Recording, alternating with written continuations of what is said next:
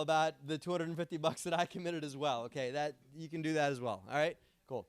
And if you guys can't hear me because I'm talking on the microphone, it's only because I'm talking, apparently, according to Eric's recordings over here. We are in town filming a, what are we calling this again? A docu-series. I got to write that down. A docu-series for biggerpockets.com that is about the inner workings of how to buy an apartment building. And it's all kinds of cool stuff, including my family history on why this property is called Douglas Square to begin with, because it's named after my dad who grew up here. And so for all kinds of those stories on like what it takes to run an apartment building, how do you raise money to buy an apartment building, and a lot of what we're going to talk about tonight, the docu-series, it's starting to roll off the tongue, by the way. The docu-series is about those things. Because here's the thing. This is not rocket science, but at the end of the day, no more IPA for me. At the at the end of the day, there are a lot of people that are on BP, that are on Facebook, that are in the world of real estate that talk about like, I'm going to buy an apartment building. And they think that buying an apartment building means they just bought themselves an ATM machine that spits out $1 million bills every year, right? And they can be extremely lucrative. They can be great assets. But there is a lot of sweat, a lot of work, a lot of getting your teeth kicked in properties like this. We're going to share a lot of that with you guys tonight on the good, the bad, and the ugly. And this property kicked our ass for a while, but we're going to tell you, we turned it around. And we're going to tell you about how we did it.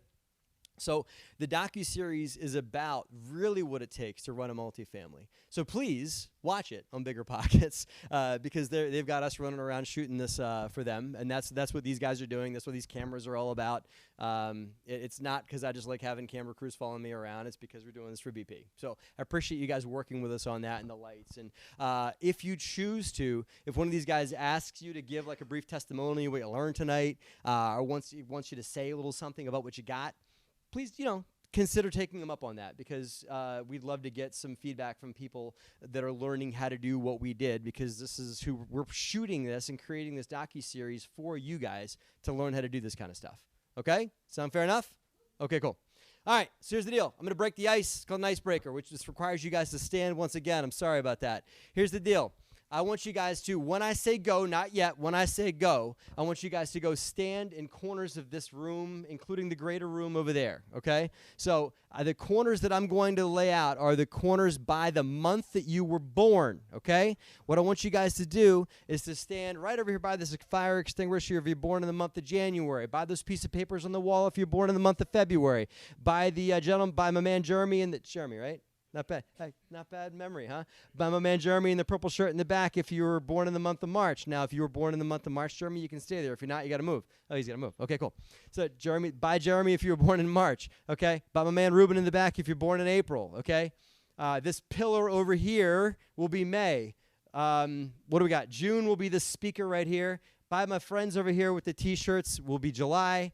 August will be by this light here. What else we got? September will be back by the beautiful, the wings in the corner, okay? And then we're going to make October, November, December, figure it out back in the corner over there, all right?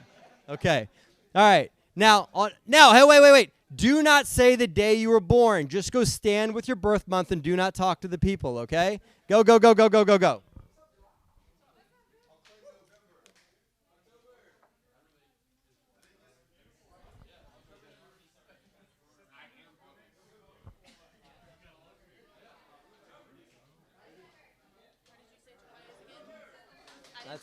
I know. Thank you. I love that about me. This is June, right? June. Okay. Yeah, July's over there. Yeah. Is everybody good? Everybody good? Everybody good? What's going on?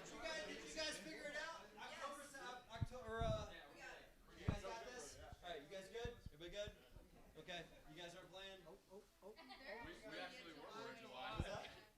They were born in July. You got it. What are the odds? Cool. Okay. Is everybody settled? Everybody's where they're supposed to be. All right. Okay. On the count of 3, circle up with your little group. Are you really by yourself? That's crazy. June. Okay, here we go. Okay. All right. There's only 2 June birthdays in the room? That's crazy. Okay. On the count of 3, circle up with your group and all at once say the day you were born, all right? 1, 2, 3. No, like the date, like, October 4th or whatever it is, okay? 1, 2, 3, go.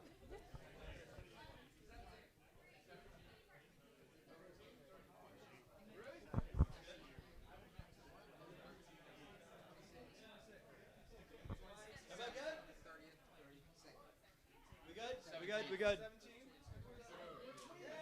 Okay, cool. All right. We all set? Everybody good? All right, eyes back on me. All right, here's the deal. How many people in the room found that there was somebody within like a day or two of their birthday? Like within a day or two, okay? All right, cool. You got a match? No, yeah. So who found that somebody in their circle had the exact same birthday as they did? Over here? Over here? Anybody? Over here. We had a match. Cool. All right, what birthday? July 17th. And who? And July 17th? July 17th. Do you guys know each other? No, but you both were. Okay, cool. All right, so you don't know each other. This wasn't a plant or anything like that. You just happen to have the same birthday. Okay, cool. So there were a lot of similarities, almost overlaps. Where's October? Okay, what? Okay, I'm October 4th. So I'm one day off of you, right? So here's the thing. We all think our birthday is something that's completely unique, like we're all beautiful little snowflakes. Here's the thing, right? It's data. It's actually a pretty good probability there'll be an overlap like this. So I didn't just do a magic trick. The bottom line is that it's extremely important to get to know your network, get to know who you guys are in the room with, because you never know. You guys have the same birthday, but he could also know about an apartment building deal that you didn't know about. He may also have a self-directed IRA he's looking to put to work in real estate that you didn't know about. Or he may also just have an uncle that's looking to put some money into real estate, and you might have the deal to put him into it. So the bottom line, guys, is get to know the people you're around, because you have more similarities with people than you think you did. Go back to your seats. Thank you.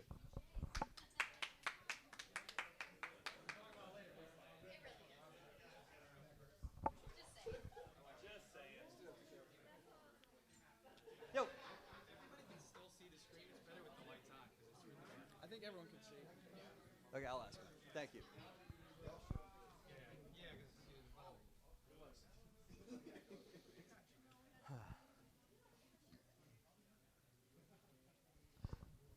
Hey, can all you guys see this? Because if you can, we're gonna leave the lights on. You can see it good? In the back, can you guys see? If you guys are having a problem seeing, we'll turn the lights out. But I'd rather leave the lights on. We're good? All right. Cool. All right. So, birthday game is an interesting concept. At the end of the day, it's just probability. I didn't do any magic trick. The bottom line is that you guys need to get to know who you're sitting around. So find out who's in this room. There's people in this room that you don't know, even if they don't have the same birthday as you, that's okay. They may have common real estate goals or common real estate interests or deals that they could work on with you. You guys with me? Cool. All right.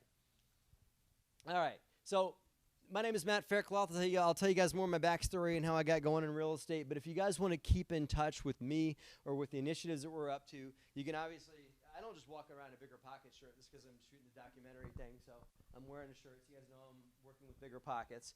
My wife has a real estate podcast. It's called the Real Estate Invest Her Show, that's there to just talk about the path of the woman real estate investor. She interviews super successful women real estate investors, and she talks about the uniqueness that it is to be a female real estate investor. So if those of you guys that have listened to her show, she'd love for you guys to give her a shout out. And if you have not checked it out yet, it's okay. Guys can listen to it too. I listen to it sometimes. So you guys can check that out. I have an active YouTube channel. If you guys check that out, you can subscribe to it. Just go to youtube.com/DeRosa Group. That's our company. If you guys want to hear more about what we do, just go to DeRosaGroup.com and you can hear all about everything from buying the book, which you can buy on our website, or you can connect to our YouTube channel, my wife's podcast. You can also learn more about investing with us and just investment options that we offer as a company by going to DeRosaGroup.com. And we're live on YouTube right now. So everybody say hi. Woo-hoo! Yay! How's YouTube doing? They're good? Say hi, YouTube. What's that? No. I don't know if I do. I'm good. But we're going live on YouTube right now, so you guys can check that out as well. So, who's read my book, Raising Private Capital? So, please do me a favor. Do me an honest favor. It'll take you 30 seconds. Even if you didn't buy it there, go to Amazon because it really benefits us as a company. It benefits Bigger Pockets. It helps propagate the book. It's kind of like a Facebook like. It just lets the network know, it lets Big Brother of Facebook and Amazon know that you like these things. And it's like, hey, that's a good book. We should recommend it to more people. So if you liked the book, then go to Amazon and write it a review. Even if you didn't get it from there, if you got it from Bigger Pockets, it's okay. So please do me a favor and take the 30 seconds it'll take you guys to write it a review on Amazon, okay? If you did not read my book yet, you can use that coupon code right there. Live Private Money. It's a limited time only. You can get the book for 20% off of Bigger Pockets, not Amazon. You can get that on biggerpockets.com. If you buy it on Bigger Pockets, you get a ton of freebies. There's actually another book that I wrote on buying apartment buildings that you get for free. There is an hour-and-a-half interview with my SEC attorney that does all of our compliance for SEC. You get a copy of that interview, and you also get a workbook that my wife and I put together to take you through the process of raising your first couple of money deals, okay? So Live Private Money. That's how you get all those giveaways, and it's a 20% discount on the book. Good deal? Cool. Somebody was asking about that's how you get the book. You're asking where to get the book from. There you go. Okay? So, all right. Today, I'm going to talk to you guys about the mindset you need to have to invest in multifamily. I'm going to talk to you guys about the team you need to have in place because although I think it's possible for someone to go out and buy a single-family home or a small multi or a 10-unit or whatever on their own, once you get into bigger multifamily, like larger real estate assets, it takes a team. We're going to talk about what that team is and likely how you can play a role on that team because there are 4 very different personalities that it takes to run a real estate asset, okay? So everyone in this room likely has a seat at the table in running a multifamily, but the misconception is that we've all got to do it by our own, right? Like that you've got to buy an apartment building by yourself. The thing is that you don't. Most people that I know that buy multifamily have a large team. We have a 7-person team that helps us buy our multifamilies, okay? So I'm going to tell you guys what that team is. I'm going to show you guys how to find deals. I'm going to talk about the layers of management because there's 3 different layers of management that it takes to run a multifamily deal. I'll show you guys what those are. We're talking about the money and the plan. This all kind of trails back to our asset here that we have in Fayetteville and how to expect the unexpected, okay? So this all is going to trail back to my property, Douglas Square on Hope Mills. That's right here in Fayetteville, okay? So, but this is, you can translate what I'm talking about to be about any type of multifamily, but a lot of today's talk is going to be centered on Douglas Square on Hope Mills. Sound good? Is that right? Is that right? Okay. We good? Cool. I just look at him every like 15 minutes, just look at Eric and say, we okay? Cool. All right, we're okay. All right. All right. The multifamily mindset. Here we go. You guys ready to jump in? All right, cool. Here's the deal. By the way, that's the property, Douglas Square on Hope Mills. It's named after my father, whose middle name was Douglas. His father's middle name was Douglas. He was Leonard Douglas Sr. My dad was Leonard Douglas Jr. I am Matthew Douglas, and my son, who's 5, is Zachary Douglas. So they decided, hey, cool little shout out. This is kind of cool things you get to do when you buy a big multifamily. You get to give it a cool name, right? But there's a reason why we gave it a name, and we'll talk about that when it comes to the business plan around these types of things because there's sometimes a reason why you give things a name. And it's maybe because the name they had before that wasn't a very good one or the brand that they had didn't work. So we'll talk about rebranding in a second here. But this is the complex. It's located on right off the corner of Hope Mills and Rayford Road, 401, I think. You guys know what I'm talking about? Okay, kind of, sort of? Okay. All right. So the prerequisites that I believe it takes to run, and this is like, Matt's opinion, everything. This is not like the law of the gospel laid down by Matt. This is just what my opinion of what I think it takes to run a mid-sized multifamily asset, okay? I believe you need to have 1, 3, and 5 year goals because you got to know where you're going in 1, 3, and 5 years. What I mean by that is what does life look like for you in year 1, year 2, year 3, and year 5 from now? If you are married, if you have a significant other, you need to have that conversation with your spouse, not by yourself, because they're in life with you. You need to talk about what life looks like. Where do you live? What are you up to? What does your day-to-day activities look like? Have that conversation with your spouse. Enroll them in it. Okay? And then talk about what kind of business you need to have to make that life a reality. Okay? That's what 1, 3, and 5 year goals are. And the reason why you need those is because anybody that invests with you is going to likely want to know where you're going to be in year 1, 3, or 5 because real estate investing is a marathon. It is a long-term relationship. So wherever you're going to be in year 1, 3, and 5, that's where they're going to go.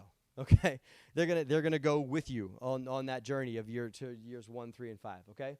You got to develop a track record. Now, you can do that by doing things like getting your license and working with Five Pillars Realty Group. You can do things like working with a larger real estate outfit. You can do things like, becoming a wholesaler. You can just dip your toe in real estate or get some experience in real estate. But I am not a run to the back of the room guru. There is no program for sale. I'm not selling shit except for my book. Okay, so I'm not going to be the one to tell you guys. Pardon my French, by the way. Sorry.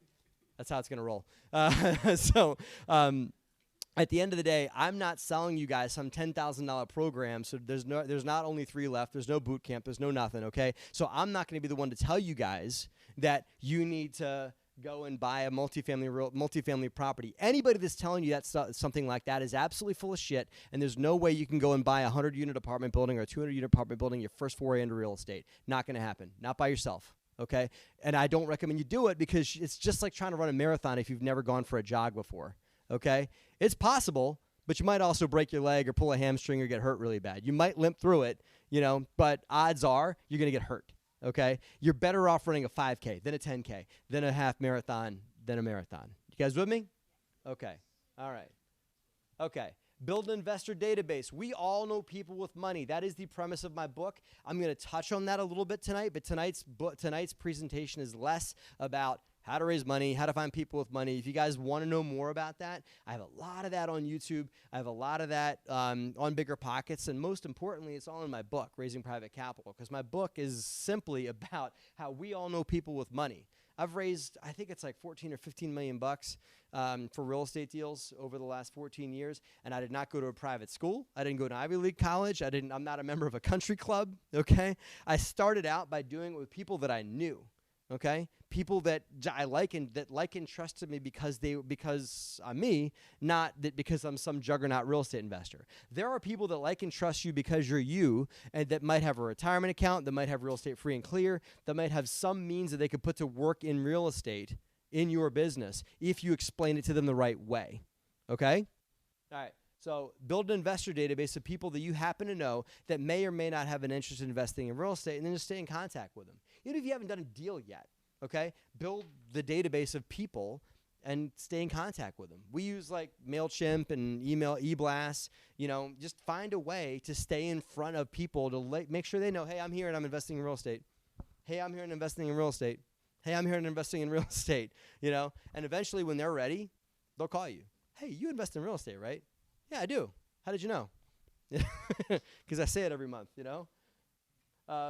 Do some small multi-deals. This might not speak to all of you, but if you invest in like, I don't know, you have like a 6-unit, right? Okay, so the experience that Shelby gets by investing in a 6-unit, she can transpose into larger and larger real estate, right? She might be able to do a 20-unit next, or a 30, or a 40, or a 50, or if she builds a big enough team, a 150-unit because of what she's learned by doing a small real estate transaction, okay? You don't have to jump into the deep end head first. You can start and work your way out to the deep side of the pool, okay? All right. Here's the marathon, the other mindset part of real estate. And this is what I said before. This is not a sprint.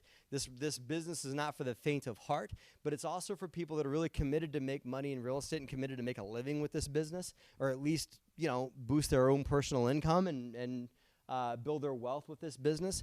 This can be very lucrative, but the bottom line is this is not something that in a month you get to make $1 million. You might make it in 5 years. That's reasonable, but it's a marathon, okay? Here's the context of a marathon, okay? And if you guys haven't figured out already, all the pictures that I'm showing are all from Douglas Square on Hope Mills, okay? So see yourself as a custodian of other people's money. Custodian means that you guys are in charge of their money. That means that it is your custodial duty to take care of it, to manage it. And I know you're not like a Series 7 licensed and a financial planner, but if they have their money in your deal in an apartment building or in something large, you are in charge of it. You need to be comfortable with that. So unless you won the Mega Millions, you're going to likely have to pass a hat around your own network to put together a team, including passive investors, to buy into a multifamily asset with you. If you are driving the bus and those investors are on the bus, then you are in charge of their long-term real estate wealth, okay? Now, put your investors first. This is a true story that happened to me for this asset, for the Douglas Square on Hope Mills. We sold a 18 unit in Philadelphia, okay? Bought it for $1.05 million, okay? Philadelphia just went nuts. I'd like to think that it was all on me, but we bought it 50% occupied, leased it out, raised rents, did a really good job managing the property. 3 years later, a guy came and offered us $1.5 million for the property. So I said, yes, you may you may have this property for $1.5 million. And so we sold it, and it was a syndication. It was a group of investors together, right? So we walked out the door with $716,000 in profit. Awesome, right? Well, it was only a 3-year invest. It was a plan for a 5 to 10 year hold. We only owned the property for 3 years. So my investors were like, "Hey, time out. We need you to reinvest that in something else." So we had to do something called a 1031 exchange, meaning we sold the property, we took the proceeds, and it got held at this custodian, right? It was a third party that wasn't related to us. The money didn't go into my savings account. It just went into this custodian's account. And when we bought the new asset, the money would go from that custodian to the new property, and we wouldn't have to pay any taxes on the sale. You guys with me so far? Okay, cool. All right. So the plan was to sell that DeRosa Capital 5, that was the name of the company, to sell DeRosa Capital 5's apartment building, roll that $716,000 into this asset. This is DeRosa Capital 8. This is Douglas Square and Hope Mills, right? And this is the apartment building down the road here, right? So a little complicated, but it had to invest in something called a tenant in common, meaning like it was only buying a little slice of the dirt because that was $716,000. We were raising $3.2 million to buy this property. Okay, so it was going to buy this much, and the DeRosa Capital 8 side was going to own this much, and it was going to be a happy marriage, and it was going to be awesome, right? So the problem that went down was the 1031 exchange custodian, right, that was holding the money, who I had vetted out on Bigger Pockets, and it's not their fault. They're just a medium for this kind of thing. So I had vetted him out on BP. I had interviewed some other people that had worked with him, and I had done all this homework on this guy. And it turns out that, let's see, what was it? We closed in November, right? And we went to close on this one in late December, early January, okay? So we go to close, and all of a sudden nobody's answering the phones at their office, okay? And I'm like, why is that? That's weird. Maybe it's Christmas time. Maybe nobody's, So I called a couple days later, still nothing. Asked my attorney to reach out to him. My attorney sends him a nastygram. You guys know what that is? Yeah, it's like a really nasty letter you pay attorney to write. So my attorney sends him a nastygram, still nothing. So I Google the owner of the company's name, and I see, first thing, owner of a real estate company found with third-degree burns roaming around neighborhood, lit on fire in car, right? Turns out this guy was found roaming around this residential neighborhood with third-degree burns, and because somebody had, lit him on fire in his car, okay? But you know what? I'm sorry, it wasn't his car. It was somebody else's car. They don't know whose car it was. It's just he was just roaming around this residential neighborhood with third-degree burns. He was burned so badly they put him into an induced coma, okay? So now this guy's in a coma.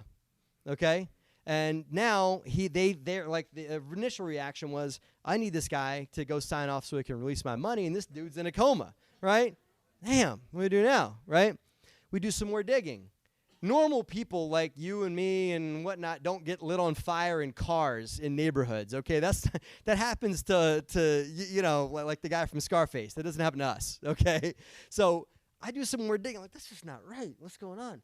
And I start looking on other forums, including Bigger Pockets, and it turns out this knucklehead was running a Ponzi scheme, right? That he was taking people's money and buying himself other assets. The guy had $1 million house on the beach, owned 2 mobile home parks, owned a bunch of single-family homes in Jacksonville. I mean, first, this guy's a really good investor. No, he was taking other people's money and buying himself those assets. And I'm pretty sure a lot of the money went up his nose, if you guys know what I'm saying. But I think he also squandered a lot of it in real estate. But whatever it was, he messed with the wrong people, and they lit him on fire in a neighborhood. Okay, and that light on fire activity happened 3 days after my closing, right? So now, here we are. I'm a week away from closing on that, and I got knucklehead lit on fire in a hospital, okay, running a Ponzi scheme, and me and a bunch of people I met on Bigger Pockets are now forming a class action suit against him, right? He had $6.5 million tied up, right? That's how much money he had tied up when the, call it an unfortunate event. I think it was kind of fortunate for, probably had it coming, but what are you going to do? So anyway, So they, me and these $6.5 million of people form a class action suit against them. But here's the deal. I got to close on that. Right? Now I'm $700,000 short. So what do? Right? And the $700,000 that was supposed to go into that deal was not all my money. It'd be okay if it were all my money. I mean, that'd be okay. I mean, shit, that'd still be a problem. But the bottom line is because my context, my goal in life and my mission is to put my investors first and see myself as a custodian of other people's money. You know what I did? My ownership of this property was supposed to be 30%, right? That $716,000 was supposed to buy 18% of the property, okay? And 30% was my team's ownership, not just me. We'll talk about the team, right? But that was all of us were supposed to split up 30. My ownership was like 22%, okay? So what did I do? What do you guys think I did? So take a guess. What would you do? What would you do? You went all in. What? I said, screw those people. I'm going to go buy this place anyway, right? No, I gave them my ownership. I gave them my share. Because that, right? Now, I just got an email today that we're looking at a settlement from Jerkoff's insurance company. He's out of his coma now. He's still fighting. But we're looking at a settlement. We're looking at, and they've unloaded some of his assets, so we'll get there. But we're going to get our first check in a couple of weeks, which was 18 months. So, a lot of turmoil, but we'll get there. And I already knew we would, but I wanted to take care of my investors. So I gave them the majority stake of my building. You need to be willing to do that and put your investors before you at all times, not just on Tuesday, okay? All the time. Because they didn't know. They didn't know that was going to happen. That was my fault in some ways. I didn't steal the money, right? But I'm their custodian. I'm the manager of their money, okay? You guys with me? Cool. All right. Did I cover that? Okay, good. All right. It's the documentary man over here. Right. I get a thumbs up from Eric about every 15 minutes, remember? So, thumbs up? Cool. All right, good. Okay. Play the long game all the time, right? Sometimes it's real easy to be like, oh, that realtor screwed me over, so I'll never call him again, right? So if you get cross with an agent or cross with another realtor or whatever in this world, or just anyone, and at the end of the day, unless they absolutely, screw you over, it's just so much easier to play the long game and take them out to coffee and clean up, right? Because relationships go, especially if you're younger in this business, but even if you're, however old you're in this business, it doesn't matter. Play the long game all the time, meaning don't burn bridges ever, okay? Ever, ever, ever. Even just have closure conversations and say, lose my phone number, at the end of the conversation, okay? Whatever it is, don't burn bridges because it will come back. It's a small world, right? Okay? So play the long game when it comes to working with your investors. Don't ever be like, I'll just make a quick buck and get out. The people that are in this business to make a quick buck, and there's plenty of them, right? Y'all know them. We all know people that are in this business to make a quick buck. Look around in a year. They're gone, right? They're not the ones that you see over and over and over at real estate events that are building networks and that are building and working to build this business. Forget it. Those are the ones that are in it for the short game are flash in the pan. There are lots of sizzle and they go away quick. Okay? You may not get the lion's share at first. Where's Justin? Okay, cool. Can I tell you a story? At the 40? Okay, cool. I have to ask permission. Like he's going to say no, right? So, I told it. Sorry. So Justin bought a 40-unit apartment building up in Portsmouth? Yeah, Portsmouth, Virginia, just outside in the Hampton Roads. You guys know where I'm talking about? In the Hampton Roads area? Cool. Okay. So he bought himself a 40-unit apartment building up there, and he has a good share of it, but he needed some help. So he came to me and says, hey, Matt, can you coach me and mentor me and help me through the process of buying this apartment building? And I said, absolutely. And so we worked at a deal for him to give me some equity in exchange for coaching him through buying the 40-unit apartment building. And it was a win-win, right? Then Justin had a few other things come up. He needed some help raising money. So he had to give away a little bit of equity in exchange for helping him raise money. And then he needed a personal guarantor, right? So he needed somebody to sign off on the mortgage for the property. So to give away some equity for that, right? So the bottom line is Justin got to close on the 40-unit building, and he owns it. It's his. He's the operator, the director, the controller, the CEO of that apartment building. But he had to give away some slices to get himself to closing. I'm not saying you guys are going to have to do that all the time. I'm not saying you guys are going to have to do that for every deal you do, but for the first couple, it's okay. Play the long game, right? Get to closing, get it done. And if you got to give away a little bit for somebody to help you out, for somebody to help you raise money, don't scratch and claw over 0.5%. Just get it done and see that you might have to give a little bit away to get a first couple of deals under your belt. And it grows quickly. Once you close, then you're that guy or girl that owns that 40-unit building, and you've got that on your resume, and people don't have to know that you only have 18%. You know, it's okay, because the next one, I guarantee you'll have more. With me? Okay, cool. All right. Here's the multifamily dream team. Here's the thing. What I'm telling you guys here is there's nobody in this room that's got it in them to run an entire apartment building all by themselves. I'm sorry to say that. Not even me. I'm really bad at a lot of parts that it takes to run an apartment building. Justin's really good at stuff I'm not, right? And the thing is that if you build a team that's robust and it's different in a lot of ways, that has differences in its skill sets and differences in its background and its training and everything like that, you guys can put together a phenomenal dream team. Not a really good team, a dream team to buy an apartment building, okay? So let me give you guys the 4 team members. You guys ready? You guys want to hear the 4 team members? Because here's the thing. All of you are all one of them, okay? Because they're all different skill sets, okay? We'll talk about the skill sets for each one of them, all right? And when I go over each one, when I ask you to, raise your hand if you think it speaks to you, okay? Here's the deal. Here's the first one. I know I'm in the South, so this one will speak to all you guys. That's the hunter, okay? Right? So the hunter is the one that's tenacious, okay? This is the one that's going to go and get told no 17 times so they can get told yes the 19th time, okay? Right? And this is the one that's also super well networked in their community, that knows lots of people, that knows who all the brokers are, that knows the good neighborhoods, the bad neighborhoods, okay? That knows where the good apartment buildings are, that knows you want to own an apartment building on that side of town because they just built a Starbucks and they're about to build a Amazon warehouse, right? Whatever it is. So this is the person that finds the asset, networks with the brokers, and has the inside track, and knows all the players that sell these types of real estates. And there may be a wholesaler, although I don't see that many wholesalers on mid-sized multifamily, and that's not because it doesn't work. It's just because people don't know how to do it.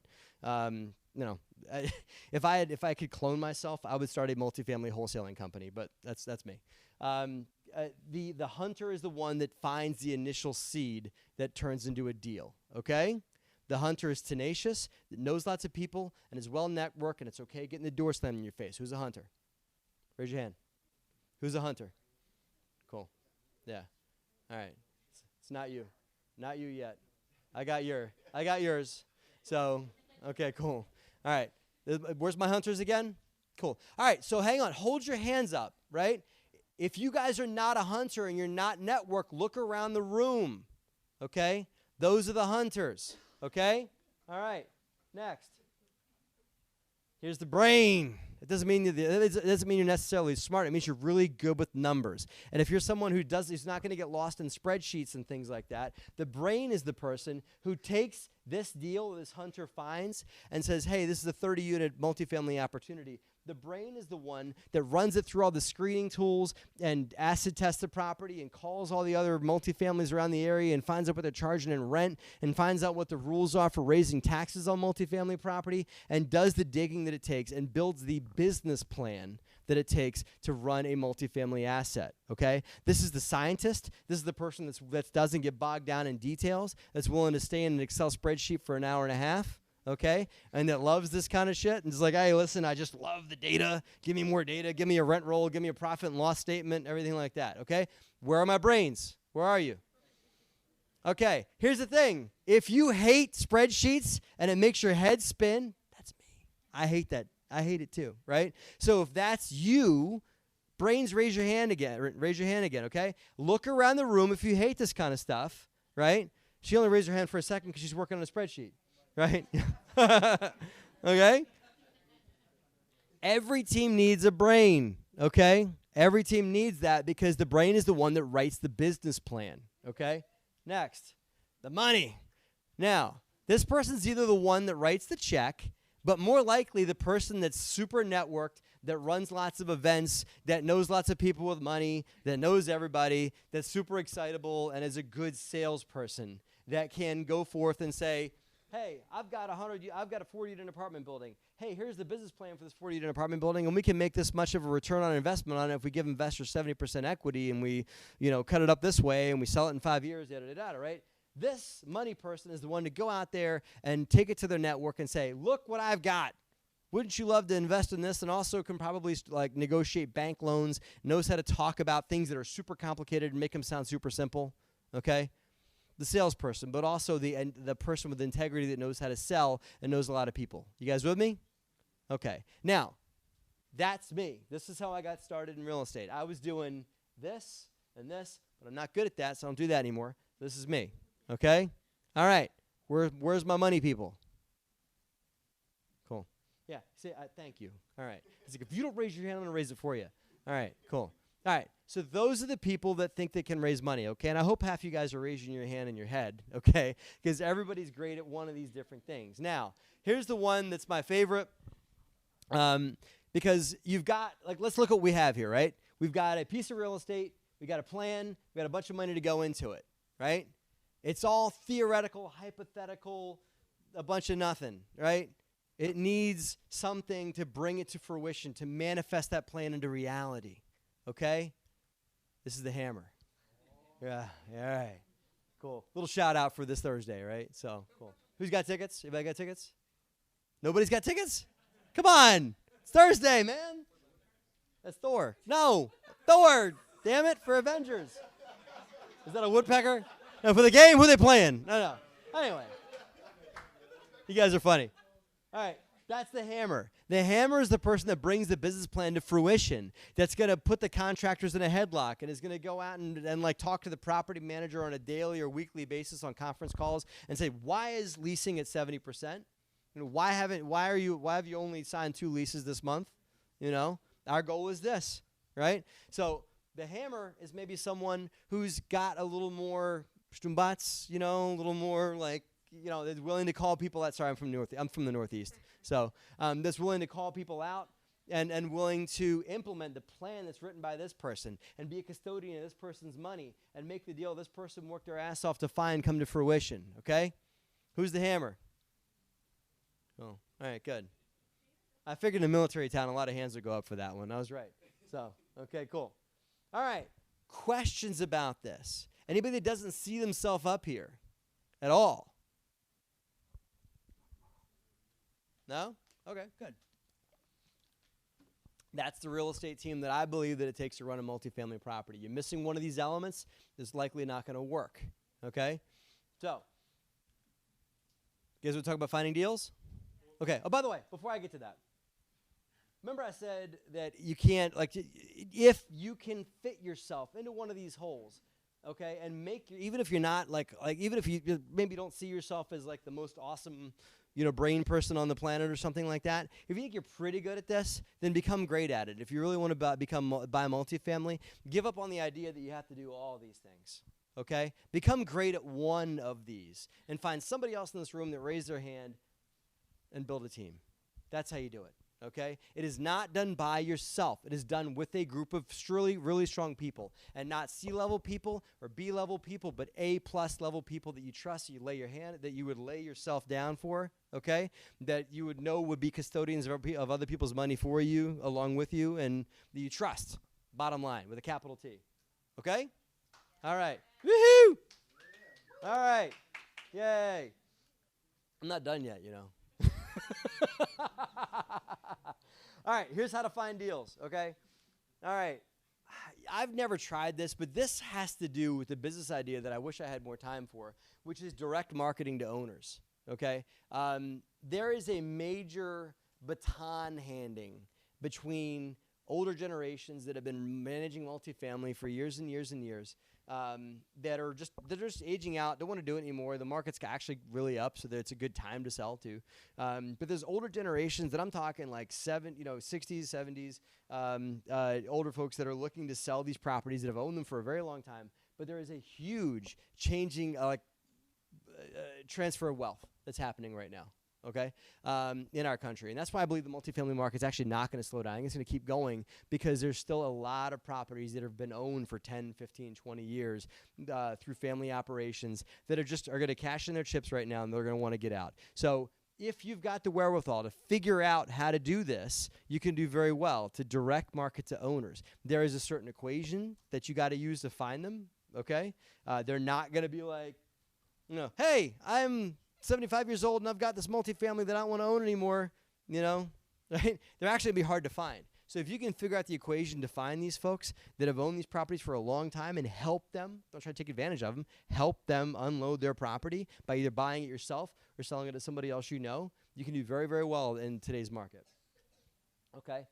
Not something I do, but it's something that I believe you guys could do very well. Okay? You can enroll team members to help you find deals. So find people that are in this room that said they were hunters and help you guys find deals. Say, hey, listen, I have investors that have money. Just help me find a deal and we'll work out something together to partner with. Sound good? Right? Those are other ways to find deals. And you can also develop a relationship with the brokers in your market. So if you happen to know who the major people that trade big multifamily real estate are, then you just get to know them, right? And it may be organizations like Five Pillars Realty. Do you guys do big, mid-sized multi? Just start commercial division. Okay, cool. So there are other real estate houses along with Five Pillars Realty that you guys need to get to know. There are even companies where that's all they do is sell multifamily, right? They're more national brands. There's companies like C.B. Richard Ellis, Marcus and Millichap, Kislak, just to name a few. But there's a bunch of them out there, okay? And they are more, they might not have an office in Fayetteville, and so you might not be able to go sit down with Shelby, but they might have an office in like Raleigh or Charlotte or, Richmond or something like that, and they might cover this area. Get to know who they are, right? Look through public record and find out who sold the last 15 mid-sized multifamilies in Fayetteville. And if you guys don't want to shop here, find another market. It doesn't have to, you don't have to buy multifamily in your backyard. That's what's great. I live 9.5 hours north of here. Right? I just know this market really, really well because my father grew up here, right? So if you're investing in a market, find a market you know really well. It doesn't have to be here, but it could be in a market you know really well, and you also have some local boots on the ground. Okay? These are some ways of finding deals, but most importantly is this one, because most multifamily deals that I see trade go through real estate brokers. It's very rarely it happens individually, person to person. It's almost always through a real estate broker for big multifamily properties, okay? So, and I'll tell you guys a story of my deal in a second, okay? So, the biggest problem what do you guys think the biggest problem that you have? If you guys were to pick up the phone and call one of the guys from Marcus and Millichap right now, pick up the phone, call him up and say, hey, I want to buy a multifamily property. What's the biggest challenge you think people have?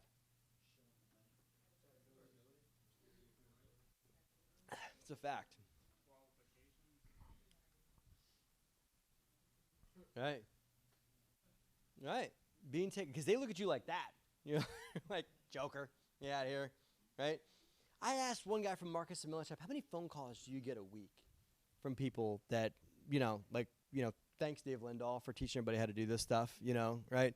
How many phone calls do you get a week from people that say they want to invest in multifamily? The guy said somewhere between 7 to 10 a week, right? The problem is he doesn't have the deal flow to sell multifamily to all those people. But most importantly, do you think he believes in all of them, that they can all close, right? No, right? So what you guys need to do is find a way to be taken seriously by them. Here's a few tips, okay? Send them your deal criteria. Should be done homework. Say, hey, I want to buy a 50 to 150 unit. Here's the rent range. Here's the price range. Do your homework, right? Don't just say, I want to buy a multifamily. I mean, that's like calling up Shelby and say, I want to buy a house, right? There's a lot of houses, There's a lot of houses you could have. You want to buy any house, I mean, you got to give them specific details. And if you don't have the specific details, that means you need to do your homework first and find out the good, the bad, the good neighborhoods, bad neighborhoods. So you can call up a realtor and say, hey, I'm looking for a 50 to an 80 unit in Richmond in that neighborhood right there. What do you got? And they know all the owners. So they'll call that owner up and say, hey, this guy actually seems like he knows what he's talking about. He seems like he's done his homework. I know you've been sitting on selling your multifamily for a long time, but I actually got this guy. Seems like he knows what he's doing, right? And They're not going to ask you to show them your bank balance, but show them that you can actually close a deal. The deal that we're going to tell you guys that my multifamily here in Fayetteville, right? Did I say that right? We got that deal because the 18 unit that I bought through a broker, a national broker, right? Marcus, actually the name's there, Marcus and Millichap, right? You don't have to call them. It's not just them. They're also bigger players. There's other players too. But I bought my 18 unit through them. Then I bought a 49 unit in Pennsylvania through them also. So they knew I could close, okay? So the way that it went down was this. And I'll get to Marcus and Millichap in a second. You guys answer me this. Because I bet you guys are waiting on me to tell you why I bought it. Do you guys all want to hear why I bought a building in Fayetteville? What? You guys want to hear why? Yes. You already know. Tell me why Fayetteville's awesome. Military. Tell me what else. What? What'd you say? Keep going. Walmart Distribution Center, right? There's a university, right? Okay, keep going. What? Because it's just an awesome place to be. Because the woodpeckers, right? No. Right. Right. Yeah. But all joking aside, do you think Major League Baseball does a little bit of homework before they invest in a town? Right? Or do you think they just say, hey, Fayetteville doesn't have a team. They've got this big wheel. They go, which town gets it, right? No. Yeah. They do their homework. And so do other big organizations. You don't have to do all your homework. Find companies like Major League Baseball that do a lot of homework before they go and drop not a couple of thousand, but millions into a market. Millions and millions and millions of dollars. If Major League Baseball is willing to invest in a town, guess who else is? This guy. Okay? Right. I'll tell you why I think Fayetteville's awesome. You guys already know, okay? You guys rattled off like 5, 6, 7, or 8 reasons that are all different. What are they? They're employers. They're schools. What are those? What do those turn into? What do we care about as multifamily investors? What do they turn into? Tenants with what? Jobs. Right? Okay? Tenants with jobs. That's what demographic growth and increases and companies that are breaking ground on things turn into. Okay? Right. Here's why I did it. We invest in C-class real estate, C and D-class real estate. There's A, B, C, D, okay? A is a property with a doorman and stainless steel and granite countertops, okay? A, in a recession, is the first place to take a hit because people will start pulling back. They'll start downgrading. They'll start downsizing. Maybe I don't need the swanky apartment with the, iPad mounted into the wall, Maybe I'll pull back a little bit. Maybe my wife lost her job. Maybe we'll downsize, right? Whatever it is, right? So A is the first place to take a dip. It's the first place to go up. It's a good place to invest when the market's doing this. Not a good place to invest when the market's done this, okay? And I've been investing in C-class real estate for 15 years. That's what I know how to do. I know how to turn around C-class real estate. That's what we are. So this market is really great for C-class real estate, and here's why, okay? You guys notice there's a lot of construction going on in town? What are they building? They're not building homes. They're not. What are they building? Car washes and Chick-fil-A's and Walmarts and places for people to do what? Shop. Okay, here's what I see. I see places for people to go to work, right? If you work at a Chick-fil-A, you can afford to live in my apartment building. If you work in Walmart, you can afford to live in my apartment building, okay? That's where I invest. I invest for people that have good jobs. Doesn't have to be like a, white-collar suit and tie job, right? People that have reasonably good jobs, that work at like Mission Barbecue, okay? Those people can live in my apartment complex, right? That's why we invested here, because there's that being built, and there's nobody building apartment buildings here. There's a few, but not many, right? So that's why, because there's very little competition. So what you guys want to seek is markets that there are not as many cranes in the air building multifamily properties, because you know what that is? It's competition, right? That's a Grant Cardone thing, Like some places you invest, and I've made that mistake, by the way. We did a lot of work in Philadelphia. We were doing this fix and flip down in this neighborhood of Philly called Point Breeze. It's down where, there's like a bunch of cheesesteak restaurants down there. It's the Italiano. It's where Rocky was from. He's from like South Philly, okay? So we invested in this property down there, and I'm like, man, this is awesome. Look at all these cranes in the air. Look at all this construction. Look at all this stuff going on, right? When we went to, this is a fix and flip. So when we went to go sell the property, okay, there was 25 other fix and flips for sale in the same zip code. 25. And it's a dense market, right? But still, those were all of our competitors. I'm like, oh my God, what have I done? So we had I was like, drop the price, get out. I'm not playing the waiting game with these people, So we just dropped it and got out of the market because it cranes in the air are inspiring to see. But if they're building residential, those are all that's all your competition at some point, right? There are very little cranes in the air in this market. That's why we like Fayetteville. Okay, not because they're not building residential. I mean, the base is building what the base is building, and you can't compete with that, right? But we're serving the market that serves the base. Okay, questions? Anything? Okay, all right. That's why we chose Fayetteville. That's why I think Fayetteville is awesome. We found the deal on LoopNet. Some people are like, "Oh, you'll never find a good deal on LoopNet." Well, sometimes you do. Do you guys know what LoopNet is? Okay, LoopNet's a great place to go to meet agents, by the way. It's a great place for deals that have been on the market forever and that are like really awfully overpriced deals and stuff like that. But it's also a good place to go for deals that have been on the market for a little bit. This property, Douglas Square on Hope Mills, which wasn't called that when we bought it. I'll get to why on that one in a second. But Douglas Square was on the market for like 3 days, okay? And it's with Marcus and Millichap, the company we bought 2 other deals with. So I went in and I said, hey, I can close. I went to my broker that sold me the other 2 properties, right? And I went and I said, go get it. Please help me. Help me. I want it. Go get it. And he jumped in and he says, unfortunately, some other knucklehead from New Jersey just put it under contract. That's what happened. Guy from New Jersey, another guy from New Jersey put it under contract. They were asking like 6.7 million, okay? This guy from New Jersey, I don't know who he was, but he came in and did his due diligence, like his inspections and stuff like that, and tried to retrade the owner, meaning like tried to come in and say, hey, I was just kidding about that price. I want to buy it for X. His retrade was like 1.5 million less than what his buy price was. That's an insult. Just back out of the deal, man. Don't even retrade it, right? So he tried to retrade him for 1.5 million and tried hard to negotiate it, and it didn't happen. So the owner told him to go pound sand. Probably said something a little different than that. But so I get a call from my broker saying, hey, listen, the Jersey guy just fell through. They're going to put it back on LoopNet in 24 hours. What do you want to do? And I said, send in a letter of intent. I'm buying a plane ticket, right? And so he did, turned in a letter of intent. They delayed putting it on LoopNet just to see what we would do. I got on an airplane, and I flew down here to the what was the name? I guess it was on. No, it's right out here. There used to be an Applebee's right out here, right? Okay, it was at that Applebee's. We sat there. Okay. So we sat at that.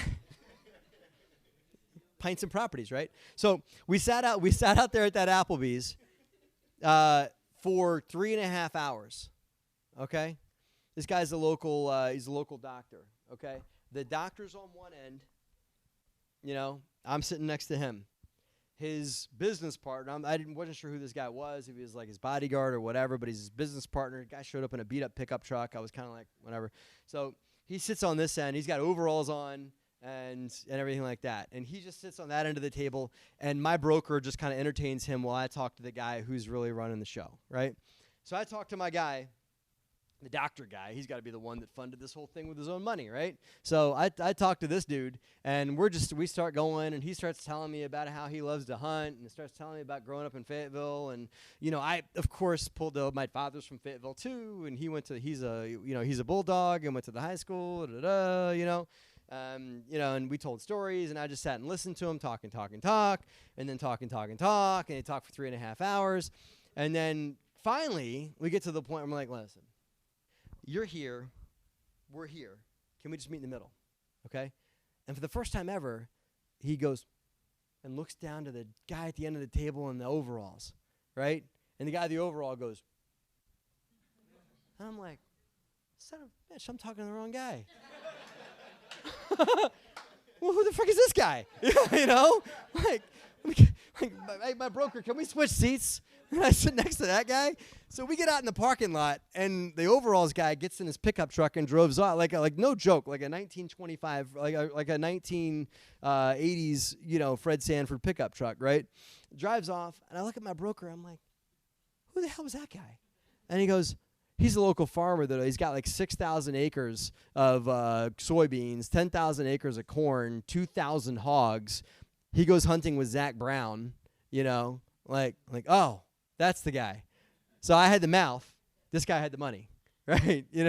So, okay, that's what it was. And it turns out that was the mouth. This guy was the money, and it is what it is. And so we ended up closing the deal with the mouth and the money. And but just the bottom line to this story, guys, is always know who you're talking to. And but you respect everybody. And if you find out you're in front of like someone who's not the real decision maker, give them respect. But as quickly as you can, get in front of the one that's really cutting the check.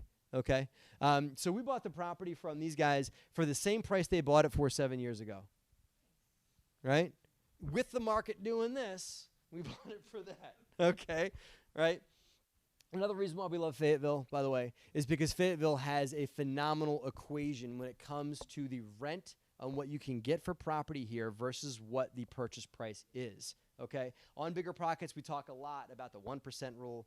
1% rule is not active here. You guys can normally get the 2% rule, okay? We bought that property for $30,000. Big multi you can. We bought that property for $30,000 a unit, okay?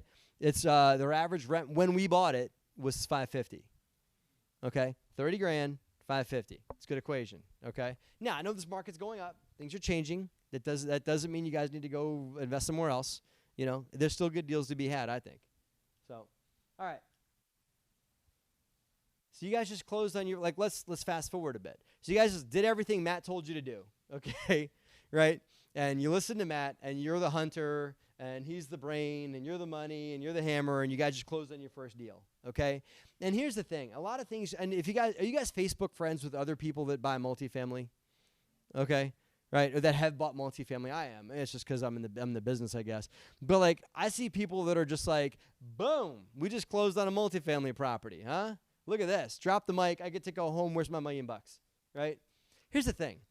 When you guys buy these properties, the work has not even started yet. You guys think it has, but buying the deal is the easy part. Like, making the deal work and bringing it to fruition, bringing it to a point of profitability is actually the hard part, right? So we're going to talk for the next part. Okay, cool.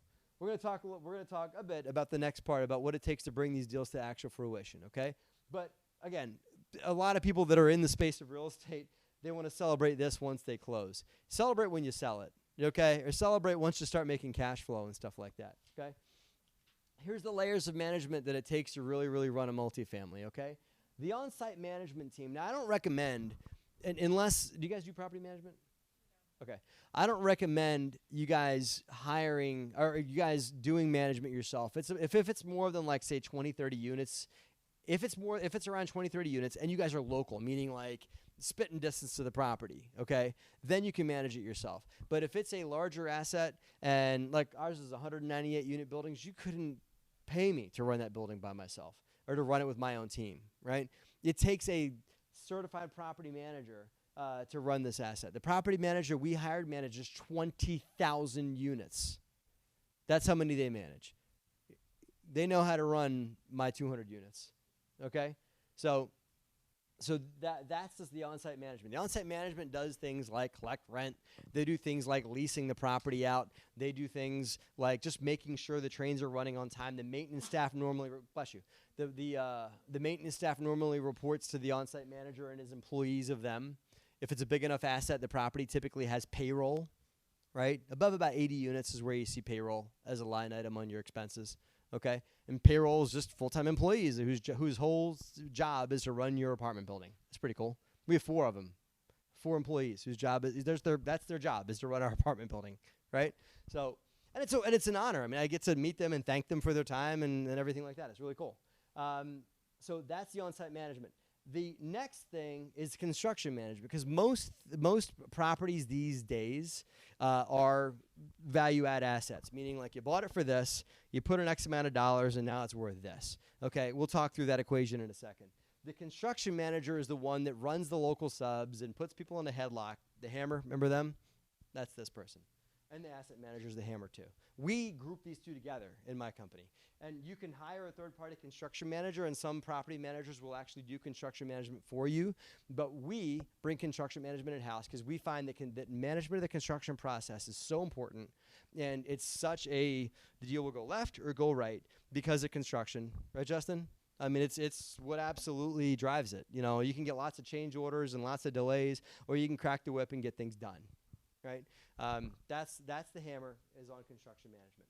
The next thing is asset management, which is really overseeing the whole enchilada. This is the person that the construction manager reports to, that is just really in charge of all the money and really implementing the process for the apartment building and making sure it all runs on time and make sure it all comes to fruition. Questions? Okay, cool. All right. Here's the value-add business plan, guys. This is when I say value-add, this is why apartment buildings are freaking magic, okay? Because it works on single-family homes too. You can make it work on small assets, but everything gets multiplied on bigger multifamily, okay? I'll show you why. This is Fayetteville, North Carolina. This is our property right here when we bought it, okay? Our average rent was $512 a month, okay? Briarwoods Apartments is over here at $625. Woodland Village is at $757. This is $619. $766 or $766 and $698. All larger numbers than $512. Also, this property is on Hope Mills Road and Rayford Road right here. So great location, but rents are way less. That's interesting. You know, why is that? So we put it in a scatter chart. This is called a scatter chart right here, okay? You can find these online. Excel can do these for you and stuff like that. So the blue dots are all the comps that we had, okay? Those are all comps we found in the market. This is square footage, and this is rent, okay? Oh, by the way, do you guys want to copy these slides? Okay, cool. I'm going to give them to her. Go see Shelby. Okay, cool. I gotta email them to you. I have a memory stick, whatever. I'll take care of it. Okay, so Shelby will have them. You can get a list, whatever it is. Shelby has the slides. All right. So, okay. So there's the market right there. That's the Fayetteville market. Again, this is called a scatter chart. You guys can get them and generate them on your own. They're really, really powerful tools to see what it is you're dealing with, okay? So this blue line is the average of all those little blue dots. You guys with me so far? Okay. That's the average of all those little blue dots, okay? That little red dot right there is Douglas Square on Hope Mills, okay? That's the apartment building we bought, okay? Our goal was to get it to there, okay? To bring it up to the blue line, bring it up to the market. Okay, not a big deal.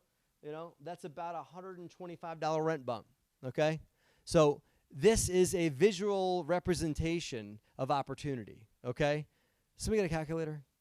Where's a brain? He's a brain. Okay, cool. Give me a calculator, okay? All right. If I'm able to achieve we'll go 110. $110 rent bump, okay? On all my units, times 198, okay? And I do that over a 2-year period because I'm able to increase rents, and I renovate the apartments, and I do all kinds of cool stuff for the complex that I'll show you guys what we did, okay? I do all that. So $110 times 198. What do we got? How much per month? $21.78. Yeah, times 12 months. No. You got to break it to a year. $261,360 per year. Okay. Now, here's the real game you guys play. Okay. What am I going to do now? I'm going to what? Thank you. Why am I doing that? Why am I? What? Because I'm going to do what? I'm either going to sell it or I'm going to refinance it. Right. So these guys already got it, right? So here's for those of you guys that didn't catch up with these two brains over here, for my hunters, my hammers, and my and right, for everybody and the money people. Here's the way you play the game. Okay, we just increased our net operating income by what? $260,000 a year. Okay, did I increase my expenses when I did that? No. Except for my property management fee, right? But it's like that much, right? Okay. So apartment buildings are valued not because of what the building next door sold for, but by they're viewed as a little business. It's like buying a little company. And companies are valued off of how much money they make, right? So apartment buildings are valued off of something called cap rate. And you take the income that they make, the NOI, the net operating income, and you divide it by the cap rate, okay? So around here, the cap rate's somewhere between 7 to 7.5%, okay? Right? Give or take. Now, we underwrote it at 8 because we thought rates were going to go up. They've not. So we think we might be able to get 7 to 7.5 for it on a refi, okay? So get your calculator, one of you two. Okay, my two brains over here. Divide it by, give me a 7.5 cap, 0.75, 0.075. That's how much value we added to the apartment building by raising the rents $110. What's the number again?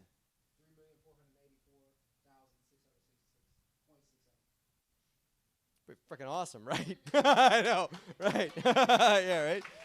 We haven't done it yet. We're on the way there, right? Okay.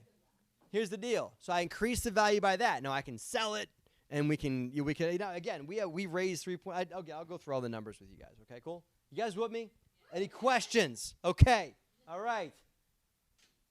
Here's the deal. Here's the money equation that we used. Okay. I borrowed $4.5 million from a bank called Key Bank, K-E, like K-E-Y, like the thing you turn in a door, Key Bank. They're not local. They're a national bank. They lend on multifamily, okay? $4.5 million towards the purchase and $1.9 million towards construction. Well, what kind of construction did you do? I'll tell you, okay? Because you can't just go. You guys might be figured this out. You guys that own multifamily. You can't just go and say, "Hi, tenant, how you doing? Can I get another $110 a month for your rent? Because hey, that apartment over there, that complex over there is getting $110. So I want to get $110 from you, right?" No, you got to create value. There's a reason why they're only able to get $512 in rent for the market, right? There's a lot of reasons, and it just was not a well-kept apartment complex, A doctor and a farmer are probably not good property owners, It's got people that run it like a business, and they were not doing that, okay? So we came in and ran it like a business, and that's performing a lot better now. So 65% loan to value, interest-only mortgage. Unfortunately, a lot of the big banks view Fayetteville as something called a tertiary market. You guys know what that is? Okay? And it's not an insult. It just means it's not Atlanta, it's not Charlotte, it's not Raleigh. And so they will lend, big banks that lend on big multifamily are going to lend less in loan to value here because they view it to be a risky market. Bastards, right? This is what it is. But that's the game you're playing here if you're going to buy multifamily. You might be able to get better because Fayetteville's done better over the last couple of years. This mortgage came in a year and a half ago. I think you probably get 75 these days.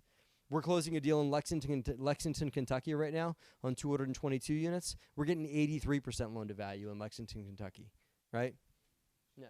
So now, here's how we raise the money. I told you all about doing newsletters and keeping in touch with your prospects. We send out monthly newsletters. You guys want to subscribe to it? Sorry, I can't help myself. Go to DeRosaGroup.com. You can subscribe to my newsletter, okay? As soon as we landed the deal, we launched a marketing package. We put together this whole thing talking about return on investment. This is what we're doing. This is why we're really excited about this deal. This is why you should be excited too. We created a video presentation, and I did this online webinar, and I videoed myself presenting the online webinar. And why did I do that? Guess. Somebody guess. Why would I videotape myself presenting a webinar about the deal? Right. Because what's your name? Travis calls me up and says, "Hey, man, tell me about that deal," right? And it's Trevor, right? You're Trevor? Okay. So if Travis is like, "Hey, tell me about that deal," I don't have to say, "Hey, it's a really great apartment building, and here's my half-an-hour spiel on why it's awesome." Then Trevor calls me up and says, "Hey, man, tell me about that deal." "Hey, it's a really great apartment building, and let me tell you why it's awesome," right? I can say, "Watch this and call me when you have questions," right? So videotape yourself pitching your deals. If you guys are going to do multifamily where you raise equity, videotape yourself presenting it as if we're a PowerPoint presentation like this, right? Do like a Zoom thing and record it, and then you can send it to people and still talk to them. I'm not going to be like, "Hey, Trevor, did you watch the video? Is the money ready yet? Can I come get it?" But most of his questions may get answered if I did a good video. Most of his questions may get answered in watching the video. And keep it around 15, 20 minutes, okay? Those are some secret tips on raising money. Again, a lot of this is in my book, Raising Private Capital, but those are some secret little tips on how I did it. We raised $3.2 million. Investor returns is 15.8% internal rate of return. A little better than what they get in a CD. right? That's that's the nuts and bolts of the deal, okay? Now, where did I spend $1.9 million in an apartment building? Because how much, Dave, how much money did I make? How much value did I create? 3.5 million, you said? 3.488. So I created 3.488 in value, and I invested 1.9. That's a pretty good return on investment, right? So what do you do when you're buying a big multifamily property and you want to invest that kind of money in the property? Because banks will lend that to you if you can show them a business plan. They believe in multifamily property, right? You guys, you've heard of Fannie Mae, Freddie Mac? Okay. You guys know that's who, like, if you want to buy a first-time home buyer, that's who gets behind your mortgage. That's likely who will finance you, okay? They also will finance this. They do both ends of the spectrum. They'll do single-family homes, first-time home buyer, and they do 200-unit apartment buildings, right? Isn't that nuts? But nothing in the middle. You want to buy a 10-unit? Nope, sorry. You know, but they finance this stuff too, okay? All right. Here's where you spend that kind of money on an apartment building, right? That's the building before we bought it, okay? 2 trees brilliantly planted right at the root of the foundation. Great idea, you know. The building looks like a jail cell, like it was in Orange is the New Black, you know, and, you know, it just looks like it should have like a prison gate here or something like that. Like the whole property's nice and lovely, doo-doo brown. Great. Okay. So we did what? We painted the exterior. So that's what it looks like. Put shutters on it, you know, make it look like a home, right? Houses have shutters, so does this apartment building, right? We painted the interior trim box, replaced some of the roofs, and reseal coated the parking lot, okay? That's a lovely kitchen. Isn't that lovely? You guys want to live there right now? Come on, let's all go, okay? Right?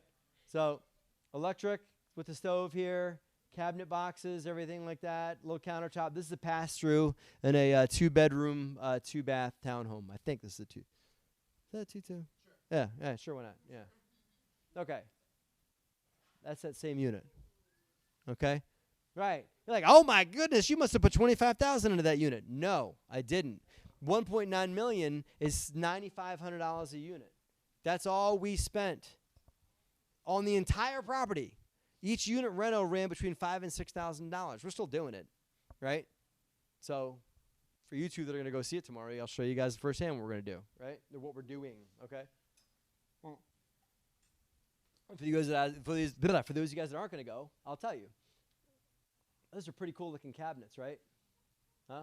Wait a minute. Hey, wait a minute. That's the same cabinet. Huh. What did he do? Look at that. Look at that. Look at that. So what did I do? I painted them. You take the doors off, you paint the box, you buy new doors and put new doors on. I can reface that entire cabinet package for $500, right? Those cabinets are awesome. This must be granite. Are those granite? No.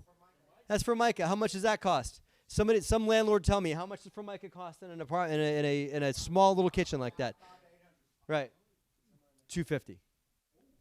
Just for the cat. Now, the labor's not included, right? Then the appliance package, there's a dish, there's a stove with a glass top, a fridge here. Some units have dishwashers. The two bedrooms and 2-bedroom townhomes have dishwashers. This could be a 1, it doesn't have it. Okay, and this is by the way, I mean, we don't rent them furnished, right? This is the model. Okay, all right, lovely, doo-doo brown on the outside. Why not doo-doo brown on the inside, right? Doo-doo brown wood. Why do y'all love wood paneling down here? You know, this is like the Fayetteville wallpaper is wood paneling, right? You know, nice little pass through here. You know, lovely little 1973 chandelier hanging here, and doo-doo brown shag carpet that lovely matches the doo-doo brown walls, because that's of course what we would do, is to make the walls match the carpet. Of course we would, right? So okay. So the lighting might be a little bit of a pain, but we put in laminate vinyl plank flooring, okay? LVP flooring. Some of the units we've actually found out we could save a few bucks by just doing like the laminate sheets. That's what we started doing, is laminate sheet. We just painted the doo-doo brown walls, okay? You don't have to replace these things. You will not get any more rent for replacing wood paneling, okay? It'll make you feel better to replace it. It'll boost your ego. They're like, hey, it's gone now, that ugly wood paneling, but it's not going to make you any more rent, so just paint it. If you just can't stand yourself, then put a quarter-inch piece of sheetrock on top of it. Okay, all right. But do not pull it off because you'll open up this whole wall. Then you have to insulate. Then if you discover knob and tube, you got to replace the wire. I'm talking construction talk and stuff like that. But just leave it all in place. And just paint it. Okay. Drop in a new light fixture. That right there. Not bad, huh? Okay. Right. Okay. Now, the property had a bad name because I didn't, it's just not that good of a name. It had a really bad review on Facebook and on Google Pin Drop and stuff like that. So what you have to do sometimes for multifamily is you've got to Control-Alt-Delete and reboot it, and say, okay, if the property has a really bad name, bad reputation, bad everything, it's not that anymore. It's Douglas Square on Hope Mills. That's right. Forget that other place. The other place is gone. Forget about it. I don't know where it went. This is the new place, right? Become a Google reviewer. All you guys, when you start going to restaurants and you go out anywhere, start leaving reviews on Google. Because if you do it enough, Google will give you enough street cred and enough power on Google that you can start making recommendations. You know what? They do it, right? I told them that the other place was closed because I'm a Google reviewer. The other place is that, the other place is out of business. The other name that this place used to have, that place is not there anymore. The next day it was gone, right? Because I'm a Google reviewer. I should know, right? So, right?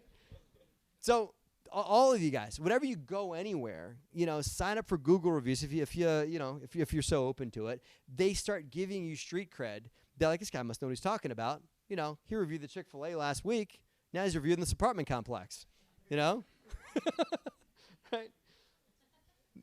Some ways you got to get the voice somehow or another, right? So we rebranded the complex Douglas Square on Hope Mills. And listen, I swear to you, I did not buy here because my father's from here. It was one of the reasons why we bought here, because I knew the market. But not because I'm trying to do a little shout out to my dad. It's a nice little perk sometimes in real estate that we get to it's got to need a name. Hey, wait a minute, my dad grew up 2 miles from the place. Might as well give it a cool name. Why not? So that's how that name came about, okay? But because it needed a new name, because it had a really awful reputation in the market, okay? So cool, more branding, signage, and stuff like that. You can now see it from Hope Mills Road because it was kind of like a none of your business complex. The leasing office is back inside the complex, and there's no signage that led you there. It's where's the leasing office? Don't worry about it. None of your business, right? This complex also had, talking about why we had to rebrand it. The complex had not 1, not 2, not 3, but 4 active drug dealers living on the complex. The SWAT team came out. We had police officers undercover as maintenance people, walking around doing work orders, air quote, right, and stuff like that, casing out what was going on in the market. We bought the property at 80% occupancy. Within 3 months, it was down to 60%, and within 2 more months, it was down to 40%. Right? We changed what was there because it was not a well-run complex. Had a lot of people that were there just not paying their rent. They were squatting and all kinds of shenanigans going on. Right? So we de-shenanigan the property. We thought, and got a lot of those folks out that were causing problems and not being very good stewards of the property, very good residents, and we've attracted new. And we dropped in playgrounds. There's nothing for people to do in a complex with no amenities like that. These playgrounds cost very little, okay, compared to what you get out of them, okay? So we dropped in a playground. We dropped in a few other amenities like a little dog park. I'm not very happy with the dog park, but what are you going to do? That's the saddest dog park on the planet, isn't it? Yeah, it really is. It's sad. Yeah, it's my fault for not being specific about it. But these playgrounds are awesome. I brought my son down here. My son, Zachary Douglas, after Douglas Square. I brought him down here. I got a picture of him playing around this complex. That is the coolest thing. Can we put one of those in our backyard, Dad? I'm like, no, we're good. Just here, son. Just here. So, what's that? I said if he rents one of those apartments. He could. Right. When you get older, kid. You pay me $650 a month, right? So, questions about value add? All right, cool. All right, expect the unexpected. And this is a few spots. I mean, you guys guys, again, I'm not like the folks you see on Facebook or that are out there on the market that are just pounding their chest talking about how awesome they are buying apartment buildings and stuff like that. You know, we got our teeth kicked in a few times. And so here's a few ways that we got tripped up and just things that showed up and how we worked around it, okay? Here's the issue. Here's the solution. This will likely happen to you also unless you pay close attention to Matt Fairclough and do what I recommend you do, right? All right. The issue was tenant had a fire, okay? Tenant comes home from work. She's working the night shift, okay? Goes and puts herself on a pot of whatever on the stove, okay? Works the night shift. Probably works day shift too. God bless her. Probably working 2 shifts to make it all work and stuff like that. Falls asleep on the couch, okay? Falls asleep on the couch while her dinner's cooking on the stove. The dinner keeps on cooking while she's sleeping, and the dinner burns up, and she wakes up to the sound of the smoke alarm going off, okay? She jumps up, doesn't put the fire out, the right thing to do, runs in her son's room, grabs her son out of his room, runs out of the property onto the street, calls the fire department from the street, okay? They come out, put the fire out, so we had a major fire in one of our units, okay? So that's a bad thing. That could have kicked my butt on insurance, but the tenant had a renter's insurance. So I went after them, right? Your knucklehead tenant lit my unit on fire, right? So what they did, they rented her another unit in my complex because she wanted to live there because her mama lived there, so she moved to another unit, okay? That's good. I'll take that. She moved to an upgraded unit, by the way. So she moves into an upgraded unit, and they pay me the money that it takes to renovate that apartment. Pretty good. We're still renovating it right now, okay? Contractor cheats you. So we originally hired a contractor on the property that was, I mean, it's just hard to explain how this guy did this, but we were renovating units and replacing appliances with those schwanky, black finish ones, right? Well, what happened to the white ones? I don't know. Maybe they fell off a truck. Maybe they went away. I don't know. It turns out this guy was selling them, right? And he was also getting ahead of us and going into units we hadn't rented yet. And we're like, where's the appliances in these units? We started to see what was going on, and he was going like 10 to 15 steps ahead of us. And all of a sudden, magically, all these units that we were about to renovate in a month or two didn't have appliances. Huh, where'd they go? He's selling them, We found out after we let him go, this scrapper comes by, and he's like, yeah, you got any more appliances for me? I'm like, no, jerk off, get out of here. And give me back all the ones. Give me back everything else that he. Anyway, guy had a local homeless guy working for him on his crew, right? Which is all good, but he was also renting an apartment in the complex to the homeless guy. Like renting you had the guy living in one of my units, unbeknownst to us. It can happen easy on a complex that's under big renovation that's got 50% occupancy. Look the other way, the unit over here where nobody else is looking, you have a guy living. So he had a homeless guy working on his crew, uninsured, of course, and living in one of our vacant units, right? Anyway, so we discovered all these things, and we were like, hey, guess what? You're fired. We couldn't prove any of this stuff, but we're like 99.9999999999999% sure he was doing it, okay? So, hey, innocent until proven guilty. We decided just hey, listen, get off the site. Don't ever come back here. You and your homeless guy, get out of here, So contractors can cheat you. So you have to develop solid protocols and ways to make sure that I's are getting dotted and T's are getting crossed. Things like having somebody local, because we're not local. We live 9.5 hours north of here, right? But we're working with Dan the man with the plan, right? Dan the man is going to be walking our apartment complex once a week and spot checking, looking for little things. You guys need local boots on the ground. If you decide to buy a property in Oklahoma, that's okay, right? That's fine. There's nothing wrong with that. But have a local set of boots that's able to go in there and check it for you. So that's why I got Dan the man, right? Hurricane Florence comes along, blows all your shutters off your property, and rips off a couple of your roofs and creates some roof leaks on units you just renovated that looked all pretty like those I just showed, Oh, man, right? Have a really good insurance coverage program, okay? And make sure the worst-case scenario is covered under insurance because these things do come up. That's why they have insurance. You don't need insurance till you need it, right? So we get a really good agent. And I've seen agents that are awesome that'll sell great policies. What you want, if you guys are interviewing an insurance agent, tell them you want to talk to someone who's had a claim before, right? Don't shop them just on rate. Say, I want you to I want to interview the person that had a major claim, you know, and find out how they handled your claim, you know. That's what you want to know. Because it doesn't matter if you save 10% on the insurance. That's awesome. But then Hurricane Florence comes through, and you had 5 roofs get blown off and a bunch of shutters get blown all the way down the block to where you got to walk down Hope Mills Road to get them back, right? Okay? Then your insurance guy matters. It's then. It's not the 10%. It doesn't matter. I'll pay the extra 10% for somebody who will take a stand for me. Okay? I'm done. That's what I got.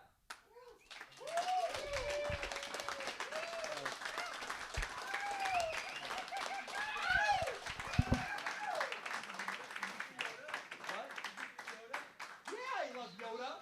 That's Star Wars like writing too, man. Come on. You are awesome. Does that mean you're Yoda? No, I'm not Yoda. I just use like a question. Anyway, questions, Q&A. I'll be hanging out for a while. What do you got? John. What? Hold on. We got. So since we're recording a documentary, we need. If someone's gonna ask a question, they need to use the microphone. They do? Yes. Okay, cool. So we can get the audio. If they're gonna do that, then I need a beer. So. All right. I'll handle the mic. Shelby will handle the beer. Okay, cool. Who's got the first question? Here, I got it. John's got it. Wait. I got this. I know what to do. You got it? No, I know what to do. I'm gonna repeat the question. Okay.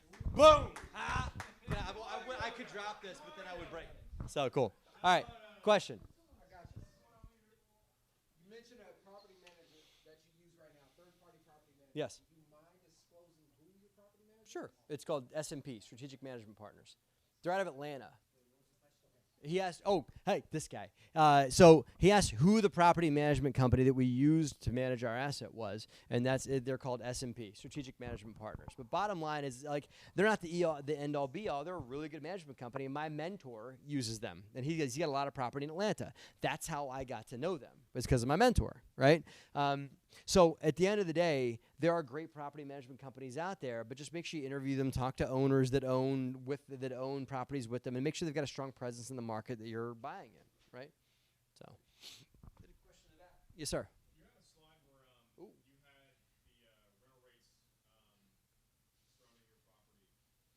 Is that something that you guys calculated, or did you use the website that already had that for you? No. We put that all together. We did a ton of market research. So, the question was, there was a slide in the presentation. We did a little Google map, and we had a bunch of pin drops for other apartment complexes. Is that something we generated ourselves, or is it something that we paid somebody to do? No, my brain guy did that, and he cold called the other apartment complexes. Don't just look on their website, because I made that mistake. Their website will be like, our rents are $850 a month, right? But then you call them up and like, yes, the website says $850, but if you move in right now, we'll let you have it for $725, right? So it's what they're charging today, not what their website says. So we called them. We did a renometer analysis. I don't really believe in renometer as much, but we just did market research ourselves on those complexes. Yes, sir. And we also eliminated complexes that didn't have the same amenities that we do. Like if they had pools and dry cleaning services and all kinds of other amenities, it's not really a comp. So there's like big new construction apartment complexes here. We didn't even comp to those because they're getting north of $1,000 a month for a 2-bedroom around here. I don't comp to that. That's not our market. So, yes, sir. Was this under a 506B, a 506C, or Reg A, or was it just a partnership between you and another individual as far as the process that you use for syndication? Sure. Then there's this guy, knows what he's talking about. Cool. So, all right. So, Trevor asked if this is under a 506B, 506C, or Reg A, and what Trevor's asking really and truly is how we abided by the SEC regulations when it comes to raising capital for these types of things. We had 35 investors that came into this thing, so absolutely we were a 506B. 506B in general allows you to raise money from sophisticated but also accredited investors. Okay, accredited means you earn over $200,000 a year for single, $300,000 if you're married, and your net worth's over $1 million. A sophisticated investor is someone who can state that they kind of know what they're looking at. They might not meet those income requirements. A lot of our money comes from self-directed IRAs, and so I mean, you guys know there's $4 trillion in IRAs in this country. $4 trillion. How much of it is invested in anything else outside of Wall Street? What percent? 3. 3% of those IRA accounts are invested in anything else outside of Wall Street. I'm letting you guys out. I'm letting the cat out of the bag. That's what's in my book. It's not just about that, but there is a big opportunity for you guys to take all the people you know that all have retirement accounts and show them how they can invest it in real estate. Okay? You have a follow-up question. Yeah, the follow-up question is, do you know whether or not alumni associations would be, you could use alumni associations to get investors with the 506B if you hadn't met them, but you still have a connection with them because you pay into an alumni, build a relationship, call them, we went out to lunch, the legality of that? I'm not going to repeat all that. You got to walk before you know how to run, man. I'm serious. There's no way an alumni association is going to invest with you. They might not invest with me, you know? They're going to require like so many levels of sophistication and syndication and stuff like that. And I'm not like poo-pooing you. Let me clarify. The specific individuals. You went to a university with individuals. You call on those alumni individuals. Yes. And you say, "I have a deal." Would that be within 506B? Okay. Thank you. I got it. Third party, Let you know what I'm saying? me rephrase your question. Yeah. Sorry about So the that. short answer is also no. But yeah, right. So, but let me rephrase your question because Trevor's thinking outside the box, and I love that about you. I got to get to know you.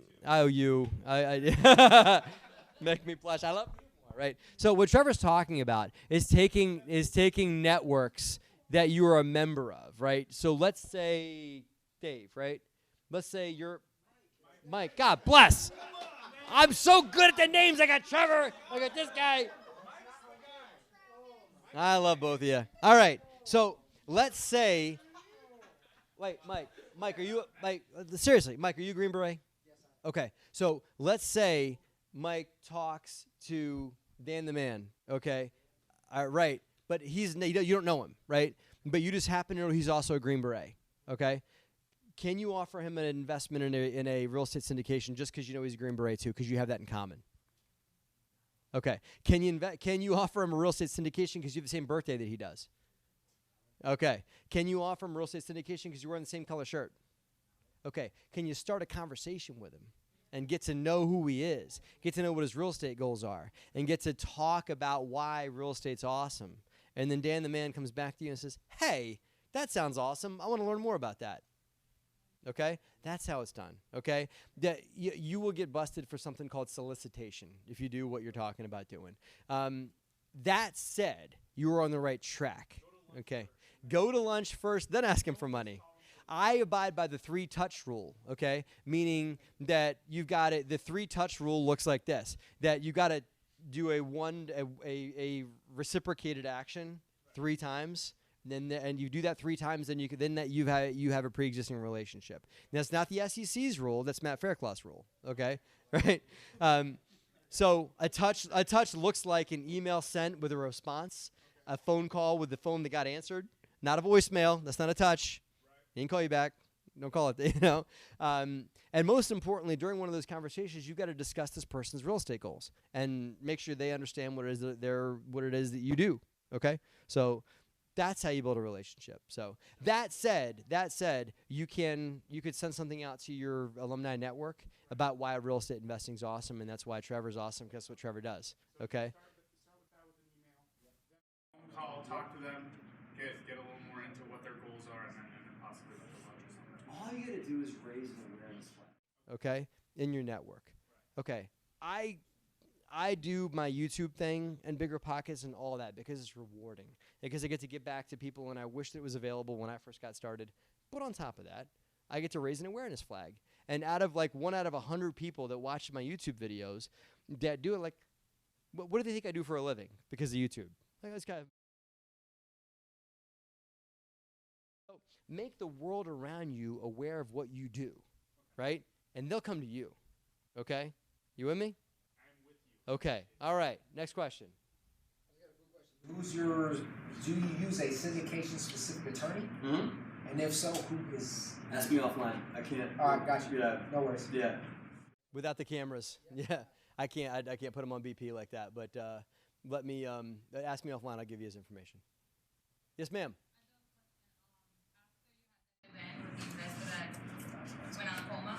How do you pick your investors now, knowing that you had that situation? What do you mean? How do you pick the right investor? So he wasn't an investor. The question was, how do we pick our investors because of the knucklehead guy that went into a coma with the 1031 exchange thing? He was a vendor, right? He was someone that I hired to produce a service for us. It was a hard lesson for me because I lost, arguably $716,000 of money that I would have made in equity in an apartment building that I'm buying. Because I covered my investors, but I also gave them my skin, right? Let's call it that. So it was a hard lesson for me to learn, but in retrospect, I think that the lesson that I got that I want to convey to you guys is don't ever try and do anything yourself, right? I should have gone to my CPA and said, hey, who's the 1031 guy that you recommend? And he would have said, oh, this company that does over $1 billion in transactions a year, that company, that's who you should use, right? So I think the biggest mistake that we make as real estate investors is trying to be the lone wolf, right? No successful real estate investor I know is a lone wolf, okay? Sir. 6.5 million. Yeah. So the guy that we dealt with did have some transactions. He had a lot of transactions, and some of the $6.5 million of people that he had locked up were people that had worked with him 4 and 5 times. It just so happens, roulette wheel of bad luck, that Matt Fairclough happened to invest with this knucklehead right before he got lit on fire in a car. Okay, had that not happened, I probably would have got my money back, and he would have kept the wheelhouse turning and kept buying apartment buildings and doing a what do they say? Being a Bernie, right? So next, yes sir, in the back.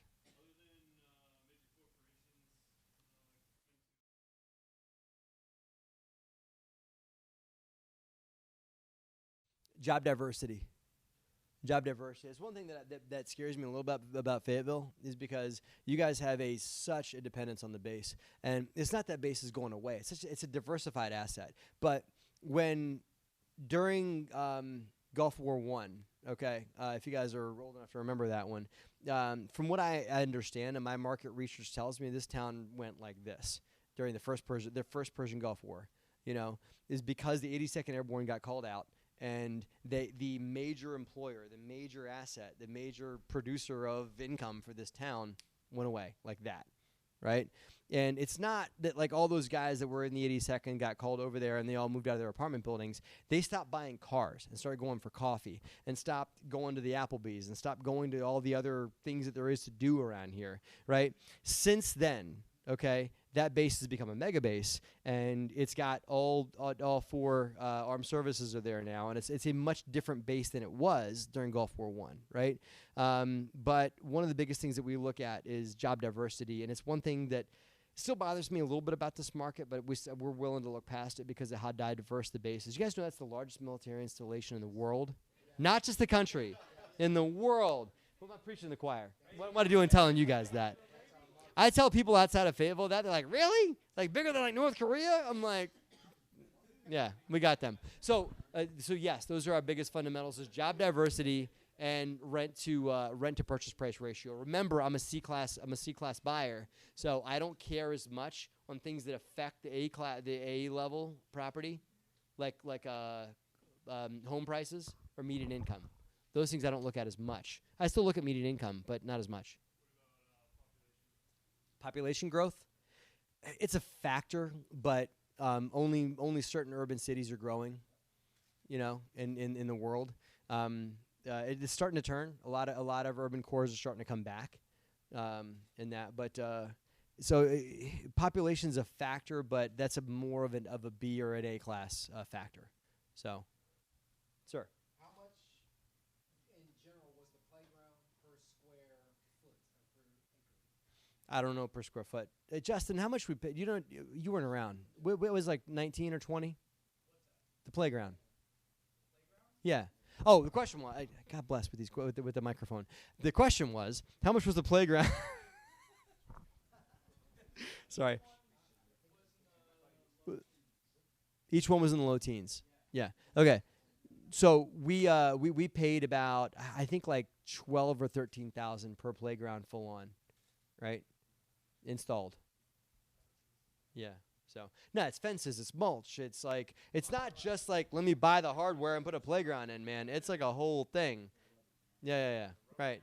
Not the rubber mat. The rubber mat's forget the rubber mat. The rubber mat's crazy expensive. Now you go this mulch. They'd be all right.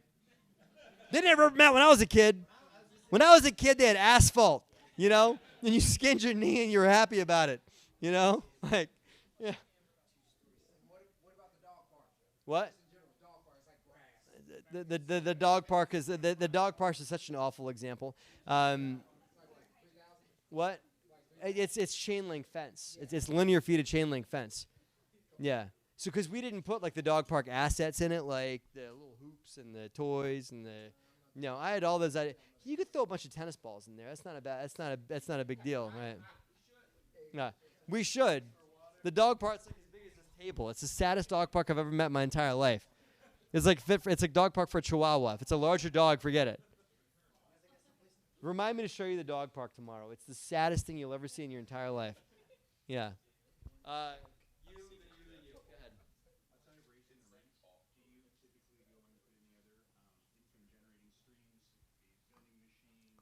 No. Yeah. Outside of raising the rent, do we put any other income generating things out? Like, income generators outside of raising rents. So we have a partnership with Spectrum Cable. Okay. So the only way you can get internet and television through our complex is through Spectrum. Okay. So who here has Spectrum? Okay. Okay. All right. Dan the man. What do you live in an apartment building or in a house? In a duplex. Okay. What do you pay for internet, television, and the whole shooting match out the door? 70. I don't have a TV. You don't have a TV? The freaking millennial, man. All right. Let me talk to a non-millennial that's not like cutting the cable over here. So just give me a guess on what internet and television, God forbid you actually watch TV and turn your brain off for a little bit. What's that cost? Basic. That a boy. $100. Okay. So we resell the cable and internet to our tenants. So high speed on internet with cable, and I negotiated with Spectrum to give me free HBO. Right? Boom! Not that I really want HBO, not that I give a shit, but like I want to use it as a marketing package. I'm like, hey, you want to watch Game of Thrones? Come live with me, Right. So so for all that, we charge $65 a month. Right? Let's all move. Come on, right? No, so it cost me $42. So for $42 per unit, so I make $20 a month. So that's that for Spectrum. Plus they gave us a one-time signing bonus for signing the contract of $300 a unit times 198. Where's my math man? Right? So, okay. So that's that. We have a laundromat, and the way you play laundromats is you bring in a third-party vendor. You don't go get the money. It sounds really. I used to have a 20-unit apartment complex, and it had a bunch of laundry machines in the basement. I would go and get them myself. And the first time I was like, dun dun dun, I'm gonna got these quarters. I'm gonna go cash them in.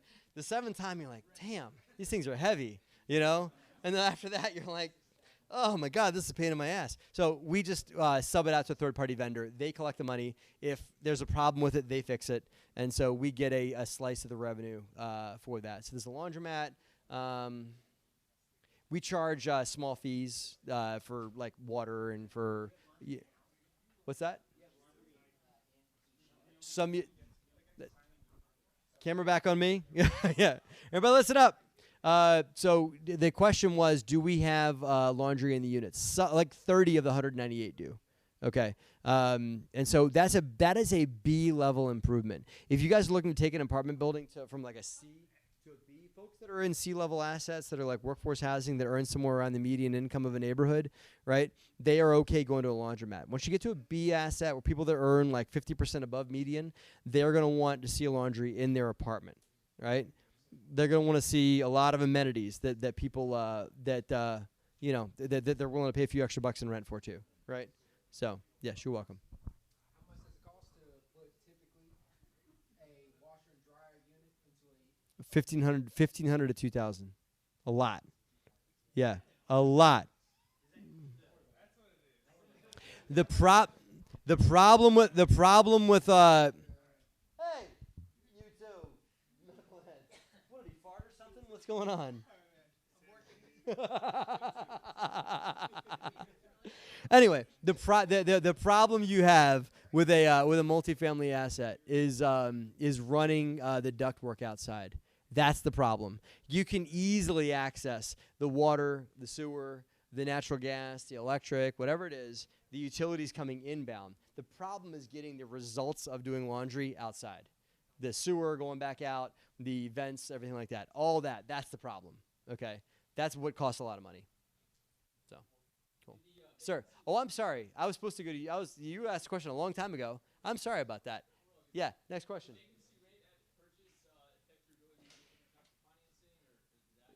The question was, did the vacancy rate of financing affect our ability to get financing? Not as much, because so what we got was called a bridge loan. Okay, it was not a Fannie Freddie product out of Jump Street. It was a bridge from where we sit now to being able to get financed to Fannie and Freddie. Okay, so no, because we showed them a business plan, because they're willing to lend us all this money for construction, and they saw where we were going to take the asset, and they appraised it as is and as improved, right? So that's how the business plan went down. So for all those reasons, no, not as much.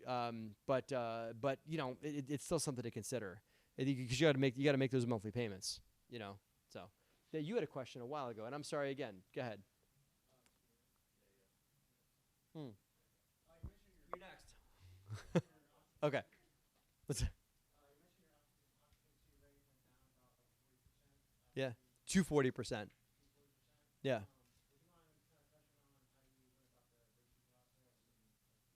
We had mostly skips. So the question was that we our vacancy rate went, or occupancy rate went down to 40%, right? So the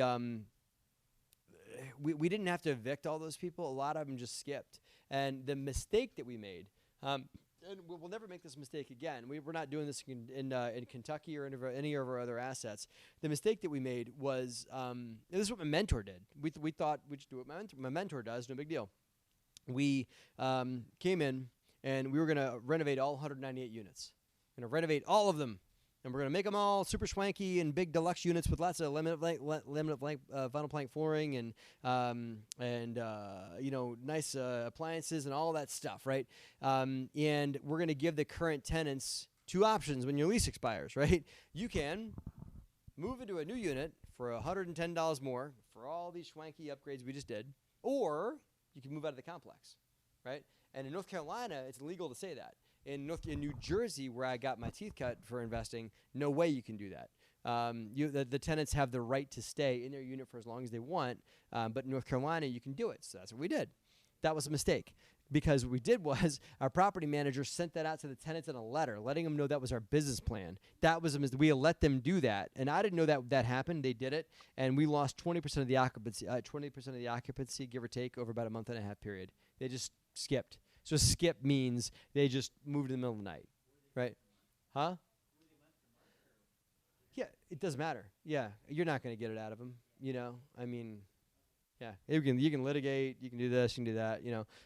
But no, at the end of the day, they just, you know, just skipped. And so what we have done moving forward, and again, that might work in markets where the things are going like this and like this and like this. And my mentor owns a lot of property in Atlanta, and that makes sense. You can pull that off in Atlanta, where you're going to change the entire demographic of an apartment complex. But where we invest, and also just I try and touch with the human side a little bit for people. I don't want to do that to people. I want to let people, like, hey, you want to stay? No problem. Give me an extra $25 to $50 a month for staying where you are in exchange for the assets I just built, for that playground and the dog park and the paint on the outside, and for getting the drug dealer that lived next door, for getting him out. Give me an extra $50 a month, okay? You can do that. You can stay in exchange for that. Now, if you move, I'm going to renovate the apartment, and I'm going to get $150 a month for your apartment for nicer finishes and stuff like that. So what the model we're doing now involves keeping the current tenant base in, but as they move out, increasing the quality of the unit and getting the market rate on a longer term velocity. Justin, hi Justin.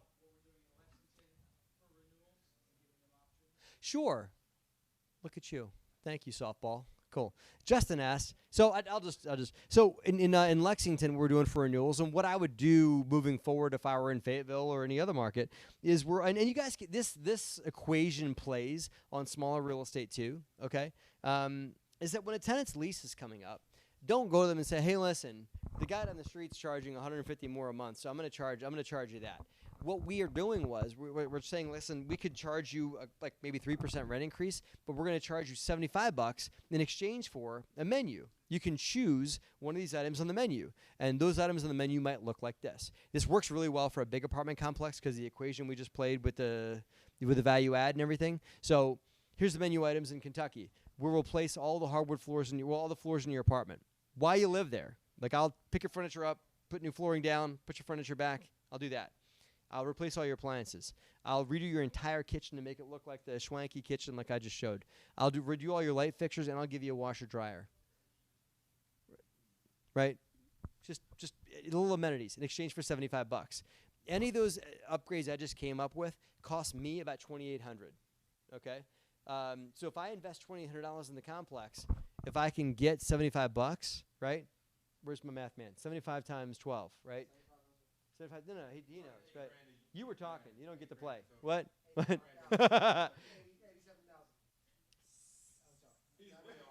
But it's totally off.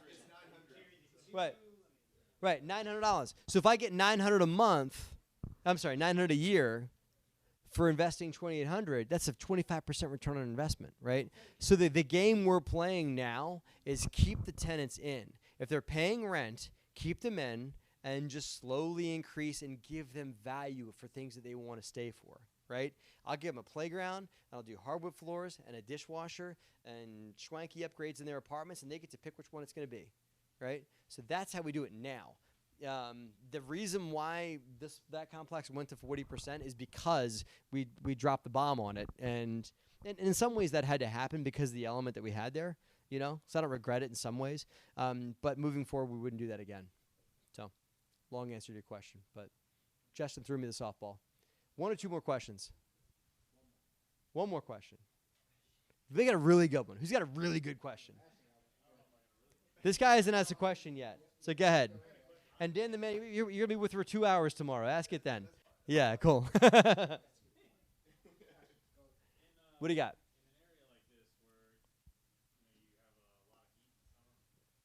Yep. Yep.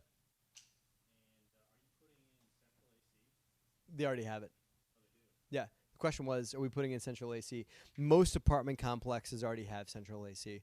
And that's what the beauty of apartment complexes are. Like, I own stuff in Trenton, New Jersey where there's wall window air conditioners, you know, but what you'll find is in larger multifamily, it's just standard to have, you know, central AC. And that, which is pretty cool because you can offer that as an amenity, right? So the guy that who lives in a duplex? Do you own the other half too? No, I don't actually. Okay. So, do you have central air? I do. Is wall window, or is it a window AC, or is it forced air? No, it's forced air. Okay. So it's in some of our assets, it's very common to have window AC units for the tenants to put in, right? So I can attract the tenant that's living in that unit, that's got the little window unit they bought at Home Depot for $150, right? I can attract them to come live in my unit because I have central air, right? But it's common in a complex, right? So if you market the right way, like I've got a playground and a dog park, like a crappy dog park that's good for a chihuahua, I got that, and a laundry room, and I've got a central air, right? Come check out my apartment complex. If you market the right way, I can pull those people that are living in maybe one of your units with a window AC unit to come live in my complex with central air. So, but it's very common in complexes to have that. So, cool. Guys, I'm going to stick around for a little bit. For as long as you guys want, until these guys drag me out of here. Thank you. Hey, can we? Cool.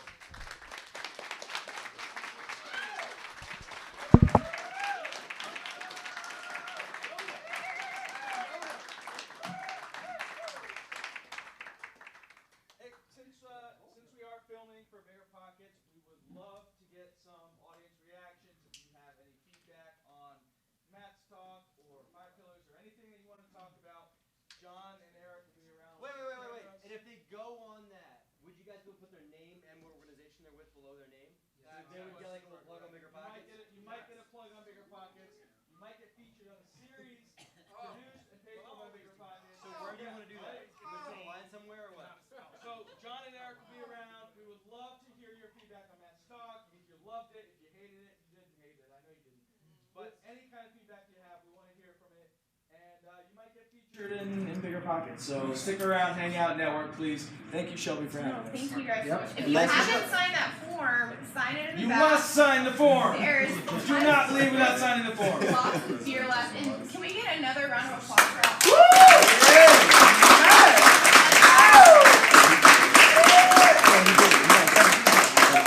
Applause for Shelby for putting this all together. Rookie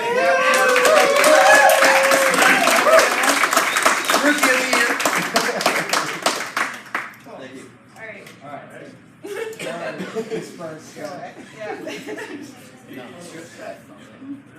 I have questions about this. Well, One thing I hope oh yes.